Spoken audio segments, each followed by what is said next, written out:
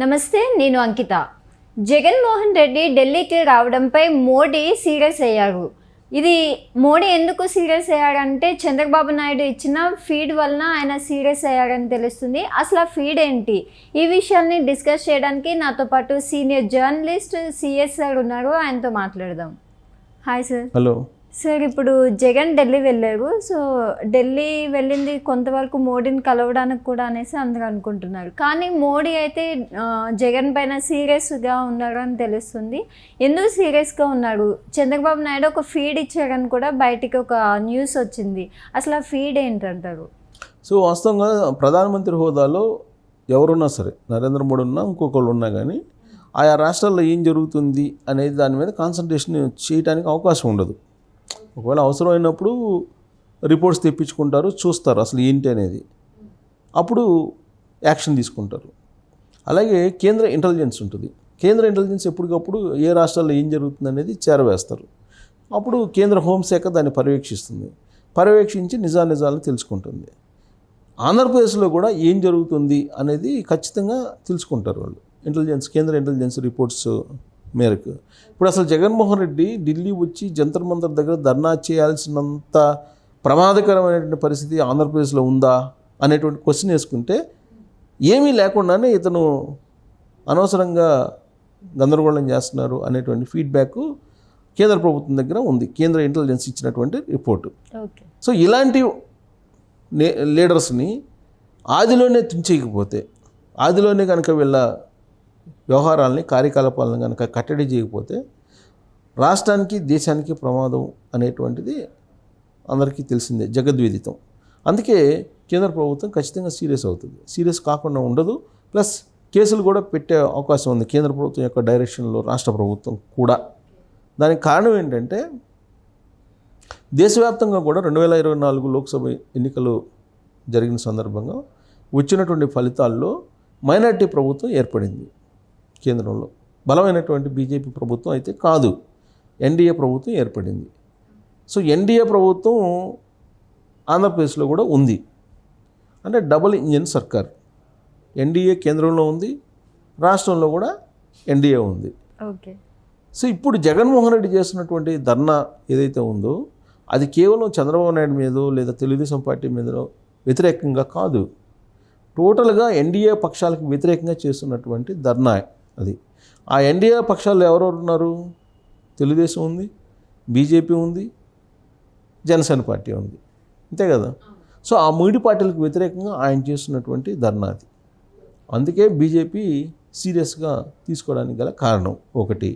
2, Chandrababu Naidu already రాష్ట్రంలో ఉండేటువంటి పరిస్థితులను ఎప్పటికప్పుడు కేంద్ర ప్రభుత్వానికి తెలియజేస్తున్నారు. ఎందుకంటే ఎన్డీఏ ప్రభుత్వం కాబట్టి, కేంద్రంలో ఎన్డీఏ ఉంది, ఇక్కడ ఎన్డీఏ ఉంది కాబట్టి ఆ కోఆర్డినేషన్ అనేది మిగతా రాష్ట్రాలతో కన్నా కూడా బాగా ఉంటుంది. దాని ఫలితంగానే ఇప్పుడు తాజాగా ప్రకటించినటువంటి బడ్జెట్లో 15,000 కోట్ల రూపాయల రుణం అమరావతికి ఇవ్వడంతో పాటు అనేకమైనటువంటి అనుమతులు కూడా పోలవరానికి సంబంధించి కానీ ఇతరత్ర అన్నీ కూడా ప్రకటించడం జరిగింది.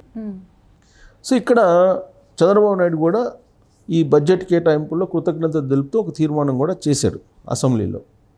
సో కార్డియల్ రిలేషన్ అనేది మెయింటైన్ చేస్తున్నారు.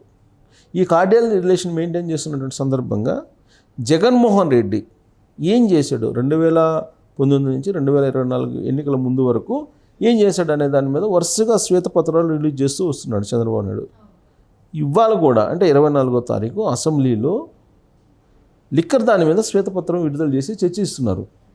అత్యంత పెద్ద కుంభకోణం ఆంధ్రప్రదేశ్లో 2019 నుంచి 2024 మధ్యలో జరిగింది ఏదైనా ఉందంటే లిక్కర్ కుంభకోణం. కానీ ఇక్కడ చూస్తే సార్, మనకి తెలంగాణతో కంపేర్ చేసుకుంటే అక్కడ లిక్కర్ షాప్స్ కూడా చాలా లిమిటెడ్గా పెట్టారు అనేసి విన్నాం కదా. అంటే లిమిటెడ్ ఏం లేదు, మొత్తం టోటల్గా ఉన్నాయి. కాకపోతే తెలంగాణలో ప్రైవేటు వాళ్ళు నిర్వహిస్తూ ఉన్నారు.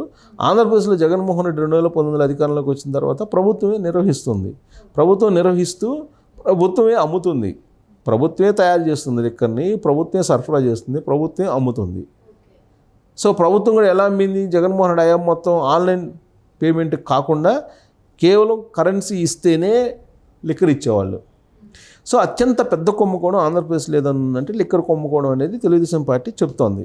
ఆ మేరకు కొన్ని ఆధారాలను సేకరించి దాని మీద శ్వేతపత్రాన్ని విడుదల చేసి చర్చ జరుగుతున్నటువంటి సమయంలో అసెంబ్లీలో ఉండాల్సినటువంటి జగన్మోహన్ రెడ్డి ఇప్పుడు ఢిల్లీలో ఉన్నాడు.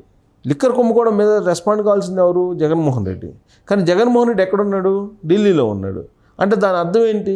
ఇక్కడ కుంభకోణం గురించి చర్చ జరుగుతున్నప్పుడు ఆయన పరారైనట్టే కదా, పలాయనం చెత్తగించినట్టే కదా. ఒకటి.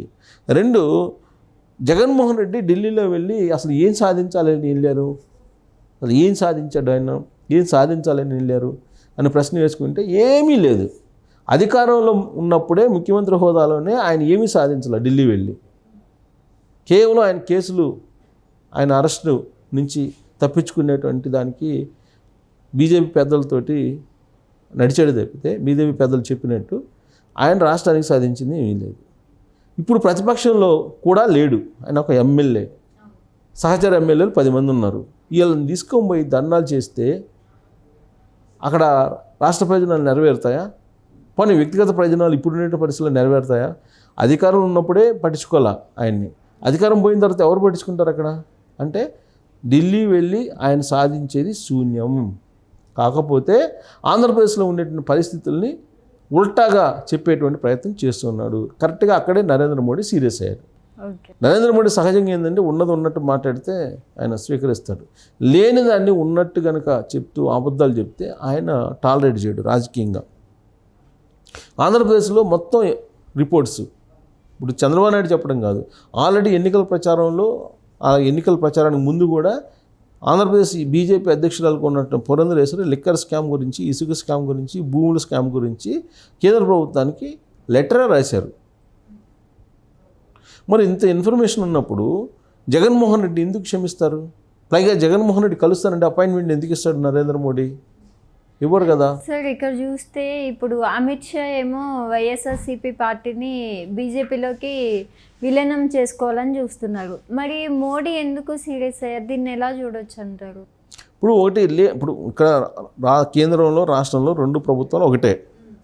తన ప్రభుత్వాన్ని బదనాం చేస్తుంటే నరేంద్ర మోడీ ఎందుకు ఉంటారు? ఆంధ్రప్రదేశ్లో ప్రభుత్వం బీజేపీతో కూడా కదా, బీజేపీ కూడా భాగస్వామ్యం ఉంది కదా.